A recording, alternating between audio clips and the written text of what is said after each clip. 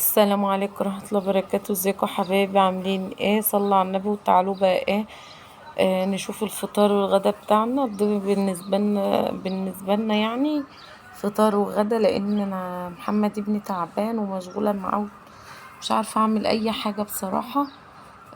ربنا يشفيه ويعافيه، ادعوله بالشفاء، ربنا يشفيه يا رب ويشيل عنه هو واللي زيه. ده فطار خفيف ولطيف كده على قلبنا، وغدانا برضك فطار وغدا، لان انا مش عارفه اعمل حاجه من محمد تعبان خالص. امانه عليكم وتدعوا له ربنا يشفيه يا رب ويعافيه، وكل اخواته وحبايبي اللي بيعلقوا لي يدعوا لابني، بالله عليكم ادعوا له بالشفاء العاجل. انا عملت شويه فول حلوين اهوت، والعيش اهوت اللي احنا كنا عاملينه مع بعض، انا عملته معاكم قبل كده. هو ده اللي انا بعمله. شوية فول حلوين اهوت بالطحينة وزيت حار وكده، و...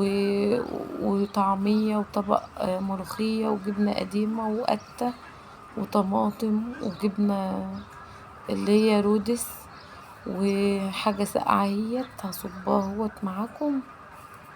بس أمانة عليكم تدعوا لابني، وما تنسوش تعملوا لي متابعة وتدعوا له بالشفاء العاجل، لأن هو تعبان أوي بصراحة. ربنا يشفيه ويشيل عنه هو واللي زيه.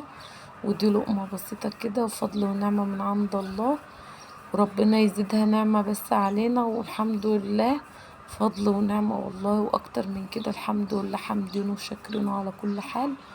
ودي غدا وفطار وغدا، واكل يفتح النفس بصراحة. بسم الله ما شاء الله، ربنا يشفي لي ابني.